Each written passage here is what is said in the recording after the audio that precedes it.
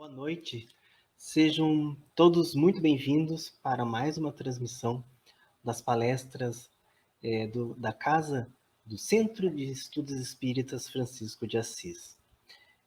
Já convido, então, vou dar aqui a minha boa noite para o nosso expositor da noite, que é o nosso querido Nélio. Boa noite, Nélio, tudo bem? Boa noite, Carlos. Boa noite a todos. Seja muito bem-vindo, Nélio. Muito obrigado. Eu que agradeço pela oportunidade de estar aqui com você, né? Pessoal, para iniciarmos os nossos trabalhos, farei a leitura de uma breve mensagem, logo em seguida a prece inicial. E por fim, passo a palavra então para o nosso expositor da noite, que falará sobre o livre-arbítrio. Ok? Então vamos lá.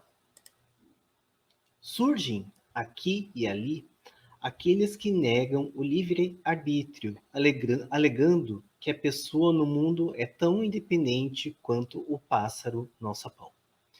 E, justificando a assertiva, mencionam a junção compulsória do espírito ao veículo carnal, os constrangimentos da parentela, as convenções sociais, as preocupações incessantes da preservação da energia corpórea, as imposições do trabalho e a obediência natural aos regulamentos constituídos para a garantia da ordem terrestre, esquecendo-se de que não há escola sem disciplina.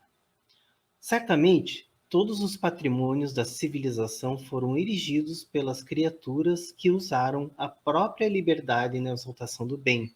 No entanto, para fixar as realidades do livre-arbítrio, examinemos o reverso do quadro. Reflitamos, ainda que superficialmente, em nossos irmãos menos felizes para recolher-lhes a dolorosa lição. Pensemos no desencanto daqueles que amontoaram moedas por longo tempo, acumulando o suor dos semelhantes, em louvor da própria avareza, e sentem a aproximação da morte, sem migalha de luz que lhe mitigue as aflições nas trevas.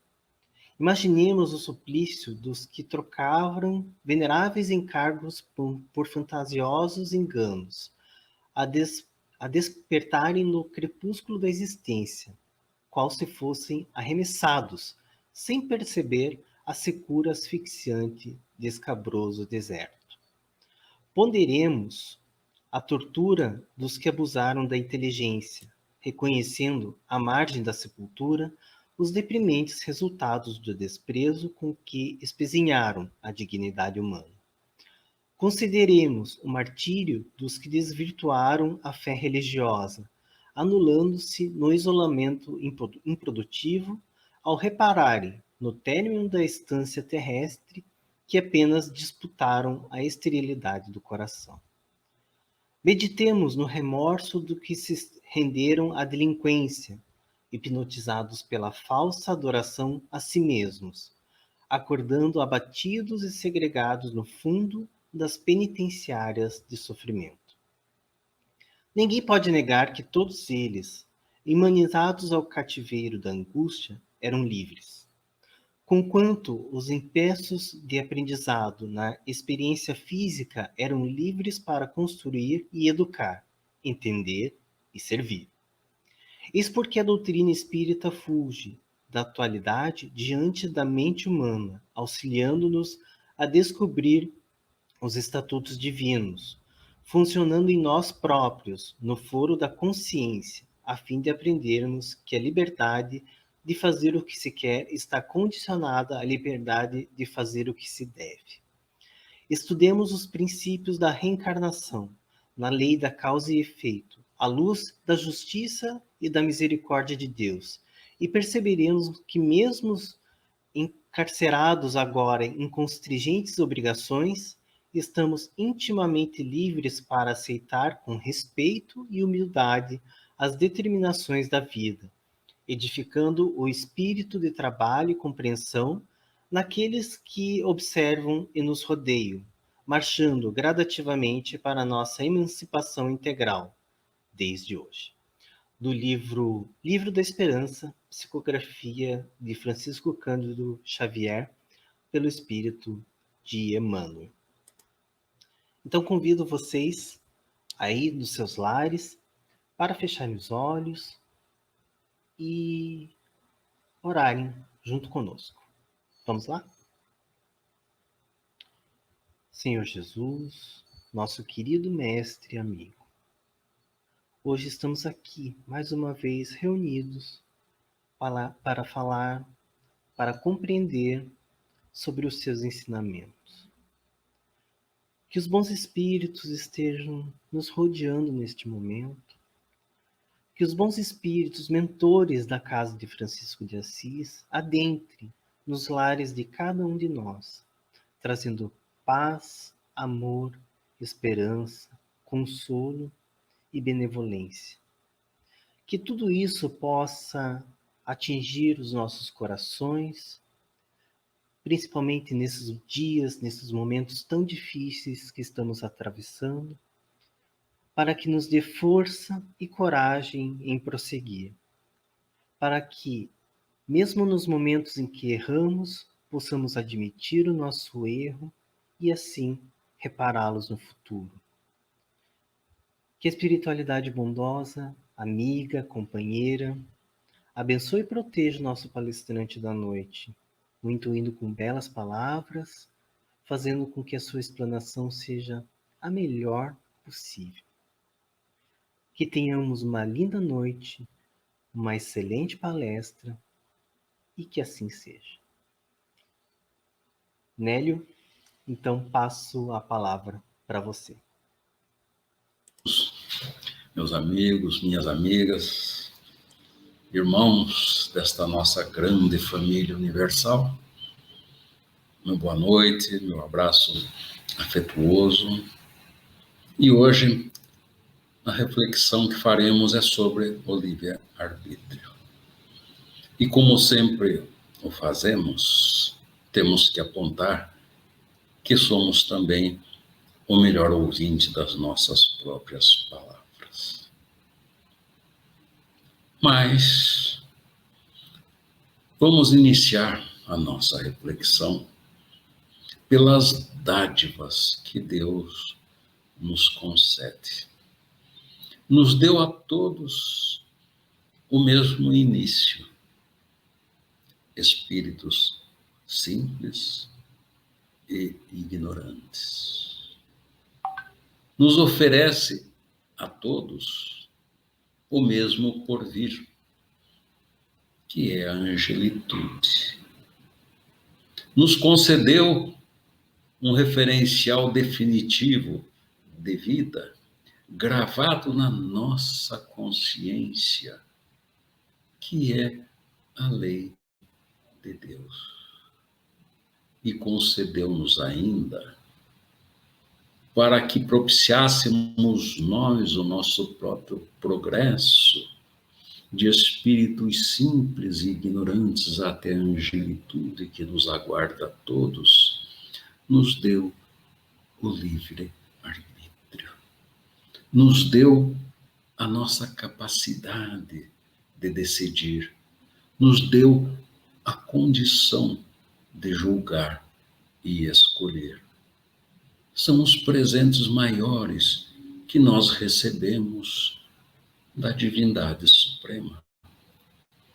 E quando nós temos então à nossa disposição a vida que nos aguarda nas diversas jornadas que teremos, quando percebemos que temos o referencial mais precioso, que é a própria lei de Deus gravada na nossa consciência, e que podemos ainda nós decidirmos o nosso ritmo pelo livre-arbítrio, nós nos sentimos então totalmente abençoados por este Deus que sabemos ser de amor supremo.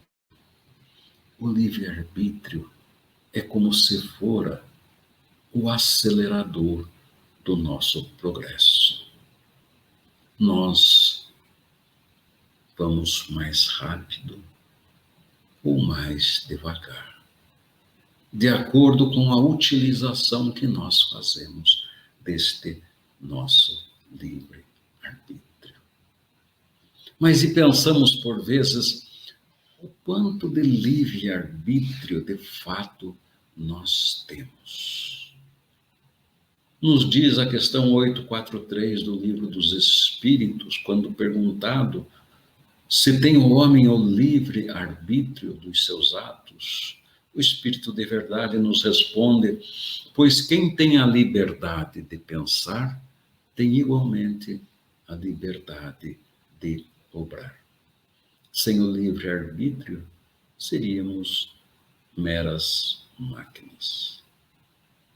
Quem tem a liberdade de pensar, tem a liberdade de fazer.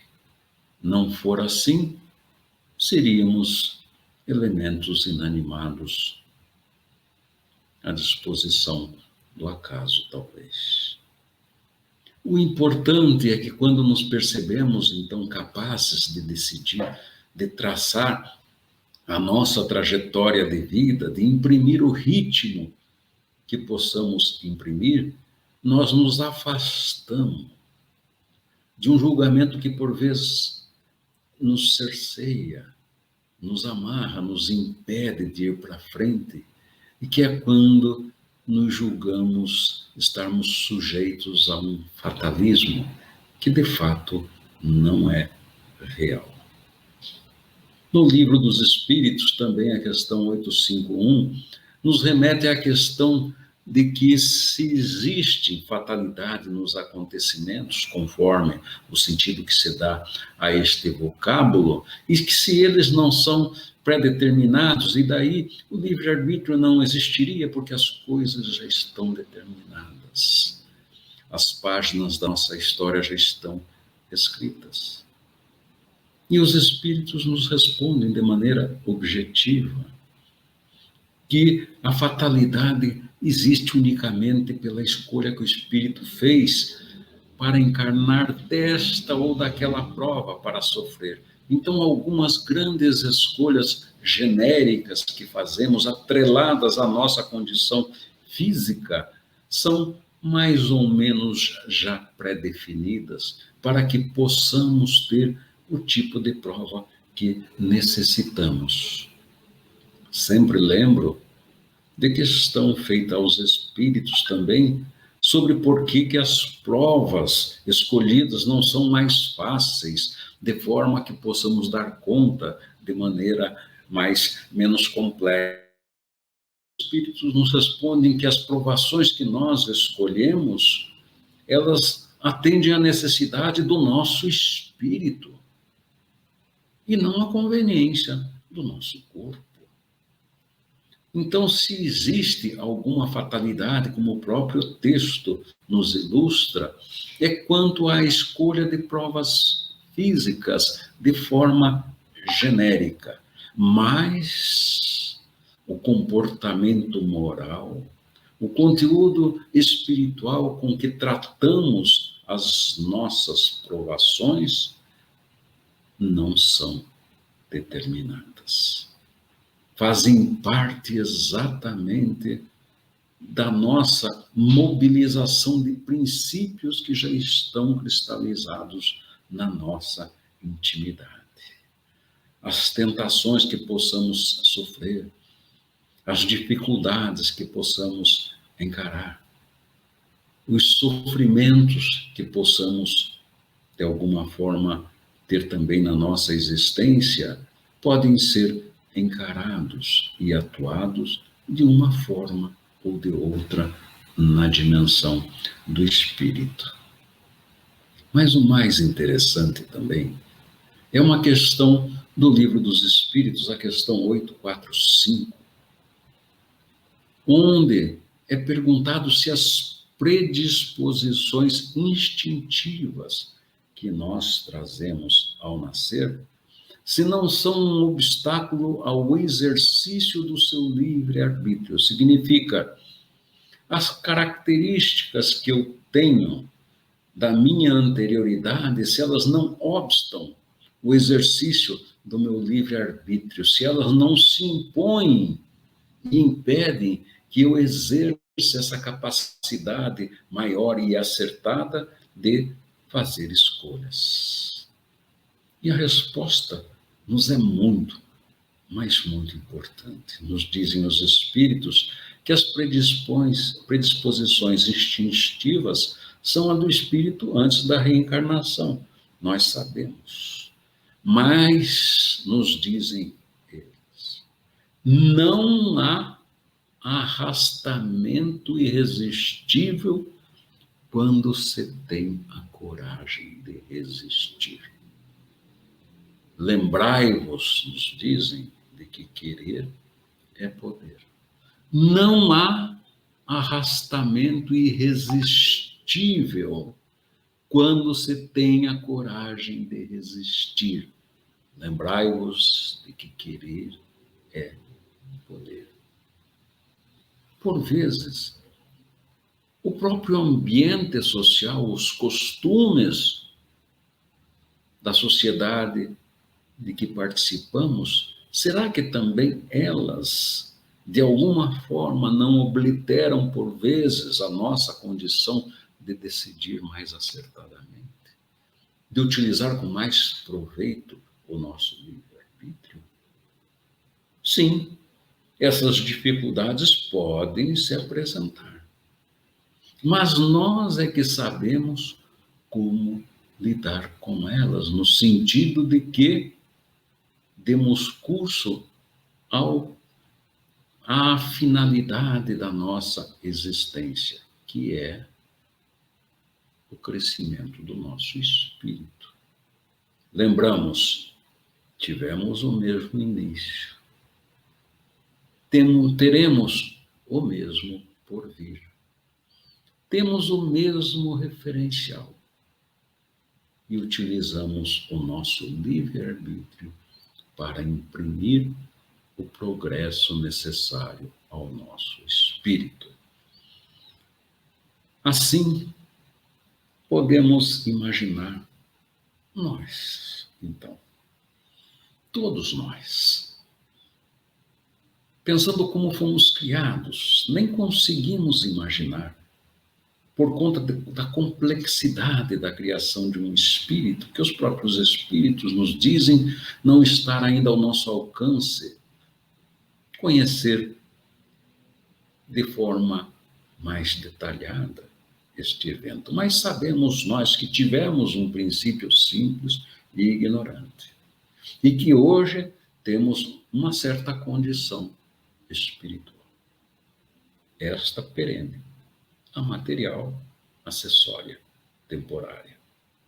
Sabemos nós, quando olhamos para o nosso futuro e podemos olhar lá no infinito, o nosso futuro de felicidade plena, quando seremos, então, espíritos depurados. E estamos aqui na nossa caminhada, na nossa existência, andando, sofrendo, caminhando, passo a passo, para o porvir que almejamos. E temos como grande impulsionador desta nossa caminhada o exercício da nossa vontade, o exercício das nossas escolhas. E sempre, então, para que façamos uma análise da nossa jornada, temos que nos perguntar: por que é que nós existimos? E a pergunta não é simples. Por que é que nós existimos? Podemos, cada um de nós, fazer a nós mesmos esta questão. Por que é mesmo que nós existimos? E se assim conseguirmos perguntar, e melhor ainda responder, poderíamos imaginar como é que poderíamos direcionar as nossas escolhas, porque temos um futuro, aquele porvir de luz que nos chama. Aí nós pensamos então, mas eu não faço mal. Será que é suficiente? É sempre uma questão que temos e ter à nossa frente. Nos respondem os espíritos. Não fazer o mal não é suficiente. Porque nós temos que fazer o bem. E não fazer o mal não é necessariamente fazer o bem. E nós temos que fazer o bem porque respondemos pelo bem que deixamos de fazer. E o bem é tudo que atende à lei de Deus. O mal é tudo que se afasta da lei de Deus. E nós temos gravado na nossa consciência esta lei que por vezes até não esquecemos ou não queremos. Esquecemos, desculpe, ou não queremos lembrar. E por vezes nos quedamos também no nosso próprio sentimento de impotência. Nós ainda, todos nós aí, passageiros do mesmo barco, espíritos imperfeitos que somos, aqui, cada um se encostando no outro, fazendo das nossas dificuldades alguma facilidade, e vamos, e a gente diz, mas eu não consigo. Como é que eu posso fazer se eu não consigo? Lembramos novamente daquela orientação que os espíritos nos deram, que não há arrastamento irresistível que não se possa resistir. Lembrai-vos que querer é poder. Então, quando eu preciso de alinhar melhor o meu livre-arbítrio, fazer dele aquele instrumento tão valioso que eu tenho para imprimir progresso ao meu espírito, talvez nós tenhamos que ter alguma sistematização. E a primeira dela talvez seja exatamente o senso de realidade. Sempre falamos deste senso de realidade, porque ele é fundamental. Na questão 919 do Livro dos Espíritos, do capítulo da perfeição moral, é perguntado aos espíritos qual o meio mais eficaz que tem o homem para se melhorar nesta vida e de resistir à atração do mal. Qual o meio mais eficaz para que o homem se melhore e resista à atração do mal? E os espíritos nos respondem numa passagem atribuída a Santo Agostinho, de que nós temos que nos conhecer. Uma expressão antiga, conhece-te a ti mesmo. Santo Agostinho mesmo aponta que ele, ao final do dia, ele fazia uma análise do seu dia, para ver o que ele pudesse ter feito naquele dia, primeiramente contra Deus. Lembremos-nos, as leis divinas estão gravadas na nossa consciência.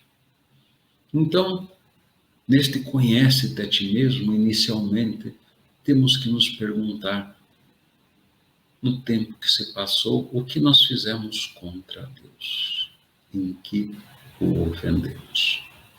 Nos diz ainda Santo Agostinho, depois eu tenho que me perguntar o que é que eu fiz contra o meu próximo.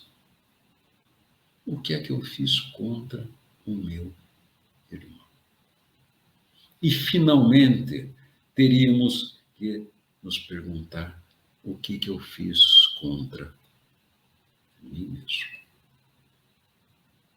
E se identificar alguma coisa que poderia ter sido feita para que não tivesse se dado a situação indesejável que eu identifiquei, nós teríamos motivo para pensar em como faria esta recuperação dos meus erros cometidos contra Deus, contra meu próximo e contra mim mesmo.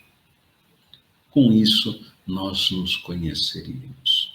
E eu só saberia mudar, tomar outra trajetória, compensar comportamentos indesejáveis, se eu de fato reconhecer a mim mesmo na minha inteireza. E sabemos que não é fácil isso, nós nos olharmos no espelho e percebermos a nossa intimidade. Não a figura material humana que queremos ver, mas sim nós com as nossas virtudes e os nossos defeitos. A segunda necessidade, talvez, seria ter esta condição, esta humildade de aceitar as imperfeições e querer, de alguma forma, mudá-los, embora a dificuldade. Por isto, o valor. Aceito que errei. Como é que eu posso compensar? Não é normal. Normalmente, nós achamos que o mundo e que os outros devam mudar, mas não nós. Por vezes até nós ensaiamos alguma mudança tão superficial que ela só serve para que continuemos a ser os mesmos.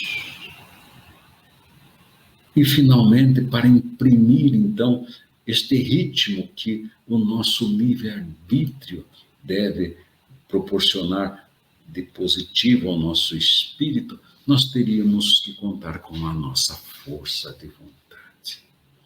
Leon Denis, no livro O Destino do Ser,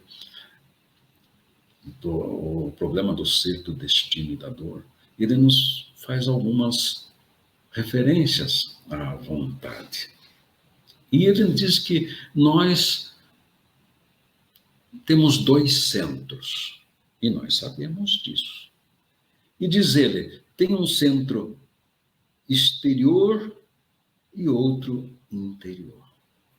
O exterior é aquele que se manifesta na nossa personalidade. Somos o eu, as minhas paixões, as minhas fraquezas, a minha suficiência, a minha insuficiência, a minha conduta.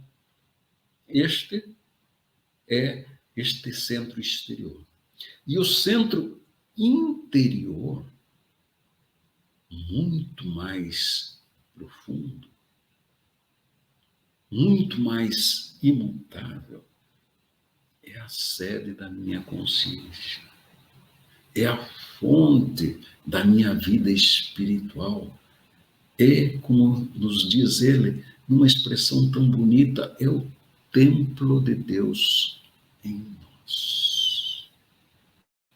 Nós temos, então, essa exterioridade que tem aparência, que vive em sociedade, que sofre as influências do ambiente, que convive com todas as injunções do nosso cotidiano, do nosso dia a dia, e nós temos o nosso interior, aquele outro centro que ele nos fala, que é da nossa intimidade, que é o templo de Deus em nós.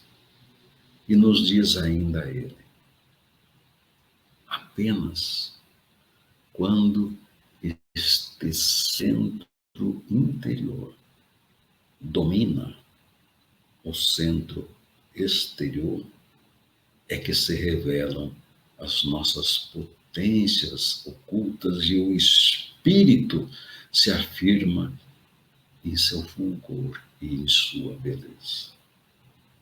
Quando este nosso centro interior,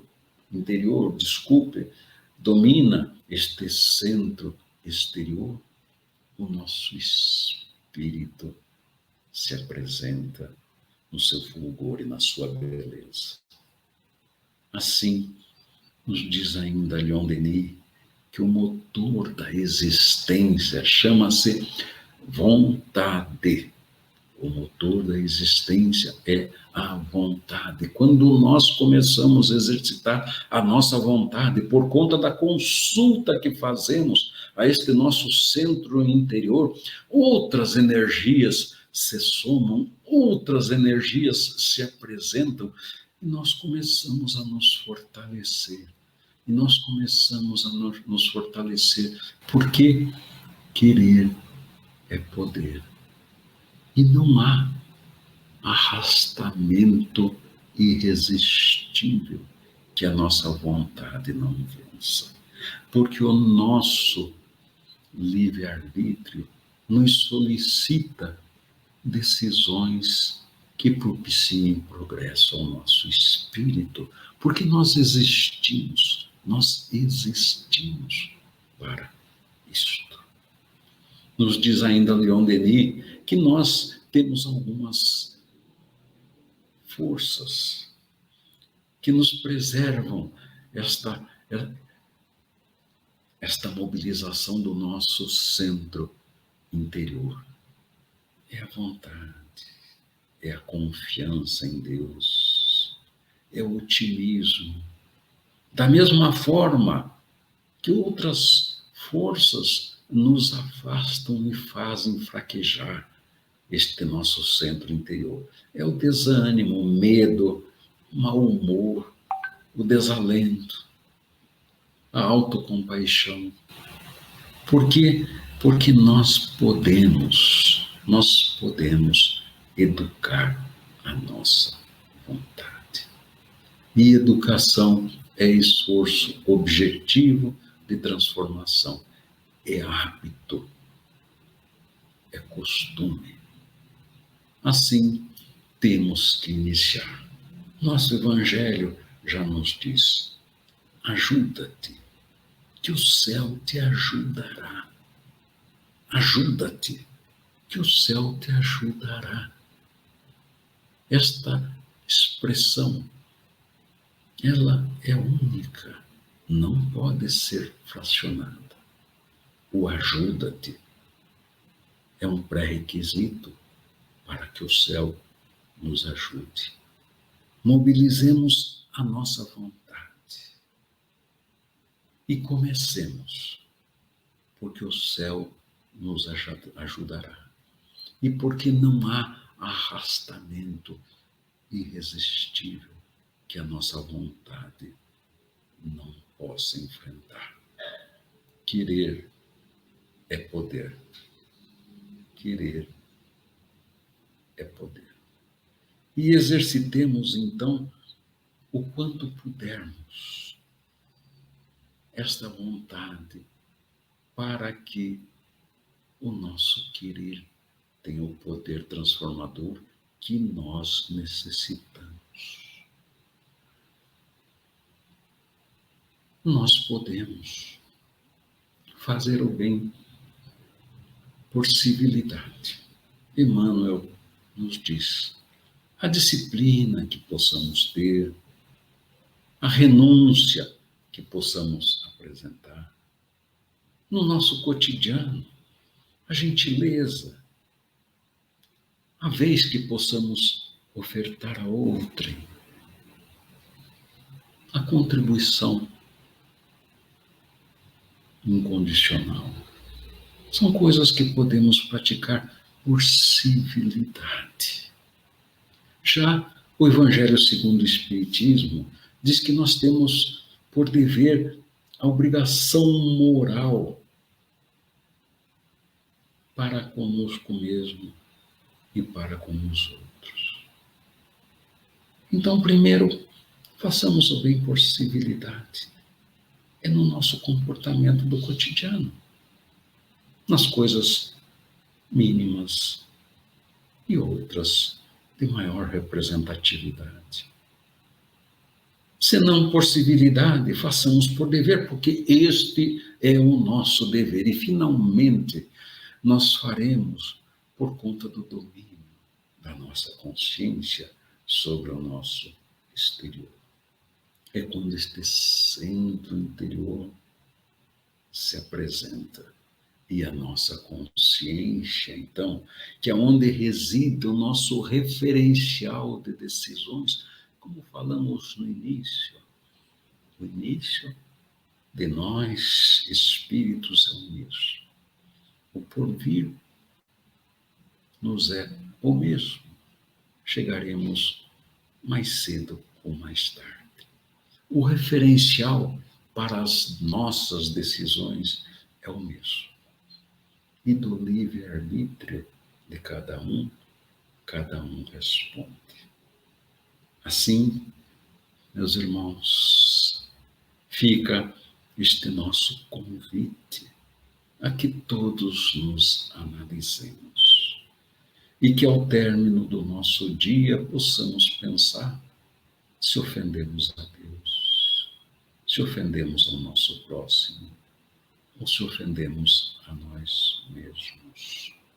Porque querer é poder. E se queremos, compensamos a pouco e pouco os nossos próprios erros, as nossas próprias fraquezas.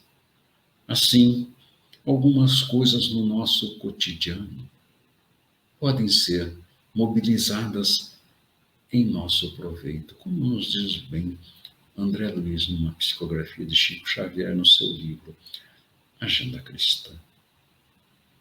Às vezes, podemos ser solicitados ao exercício de qualquer uma destas orientações que nos são definitivas enquanto espíritos em rumo de progresso. Nos diz aí André Luiz, é melhor calar para não ferir.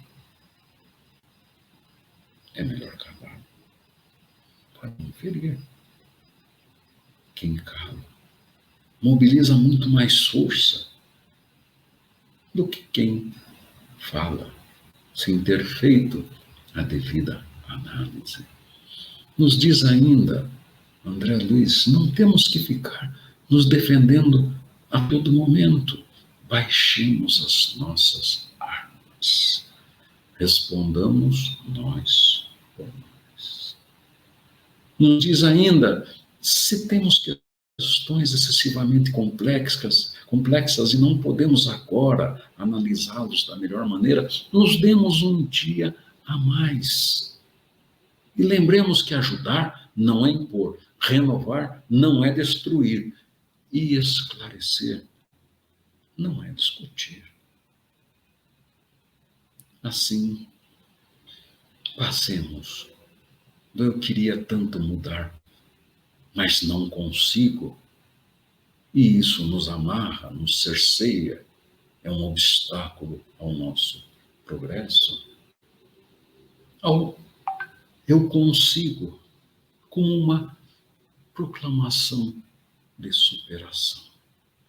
Perante as nossas necessidades e as nossas dificuldades, exercitemos então esta proclamação de superação. Eu consigo, não vai ser fácil, mas eu consigo, porque não há arrastamento irresistível, e querer é poder, porque eu preciso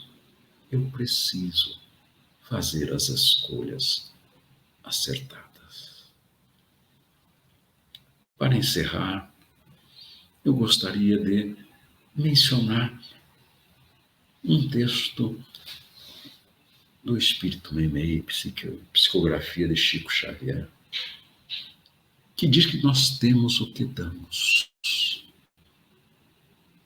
E o que nós temos são as chancelas que nós carregamos conosco. Quando dizemos eu tenho, aquilo me pertence. E para que eu tivesse adquirido, de certo, muito esforço foi feito. E nos diz Meimei que, puxa, a gente pode guardar aquela alimentação para alguns dias, mas de repente ela fica até velha na prateleira, perdendo a validade, não sendo mais servível para o uso. E de repente nós esquecemos de que aquela pequena migalha do alimento que ficou na prateleira poderia mitigar a fome daquele que vê o fogão sem lume. Nos diz que a própria vestimenta, que por vezes fica no armário, sendo corroída pelas traças, se avolumando até de maneira indesejada, de repente poderia estar no ombro de alguém que sente frio. Nos diz ele ainda que por vezes nós trazemos a bolsa farta, o recurso abundante, e de repente aquela moeda tão pequena que nós nem a consideramos pode ser a riqueza de alguém que precisa de um centavo. Nos diz ainda que a nossa prateleira do banheiro por vezes tem perfume, tem outros químicos, não sei o quê, e por vezes nós não conseguimos abrir mão destes químicos todos para a nossa beleza, para aquele comprimido mínimo que tira a dor de quem a tem. E quando nós damos as migalhas, então, de tudo isto que nós temos, nós estamos adquirindo. Porque quando nos diz ainda, Nenê, quando a noite se fizermos nossos olhos e tivermos nós que atravessar o vale de sombras, não estaremos sozinhos. Porque estas migalhas todas que nós distribuímos com amor serão as bênçãos de luz que iluminarão o nosso caminho. Porque nós temos o que nós damos. Meus irmãos, minhas irmãs, vamos orar, apaziguando o nosso coração, rogando as bênçãos deste Deus de amor, que nos deu a dádiva da vida, que nos dá a oportunidade da compreensão dos seus ensinamentos, para que nos acolha nos nossos esforços de transformação do nosso espírito, para que compreendamos nós todas as oportunidades que se apresentam na nossa existência e onde vamos nos reconhecer com tesouros imensos no nosso coração para distribuirmos para aqueles que todo carecem. Que possamos nós exercitar a nossa humildade, que possamos exercitar nós a fraternidade que todos devemos ter e que a caridade nos seja uma palavra corrente no nosso dia a dia, porque nós temos o que nós damos. Que Deus nos abençoe a todos. Obrigado. Que assim seja, Senhor. Que assim seja, Nélio. Boa noite, Carlos. Muito obrigado pelas suas lindas palavras. Nós, do Centro de Estudos Espíritas Francisco de Assis, ficamos imensamente gratos pela sua contribuição nesta noite. Também agradecemos a todos aqueles que participam junto conosco pelas redes sociais, pelo Facebook, pelo Instagram, pelo YouTube e também pela nossa página da internet www.cefa.org.br. Muito obrigado a todos vocês. Esperamos, Nélio, que possamos nos ver numa próxima em breve, se Deus quiser. E e ficamos por aqui, né? Então, muito obrigado a todos pela participação, pelo carinho, por permitir que nós entremos na casa de vocês. Pessoal, muito obrigado. Até a próxima. Paz e bem a todos. E até lá.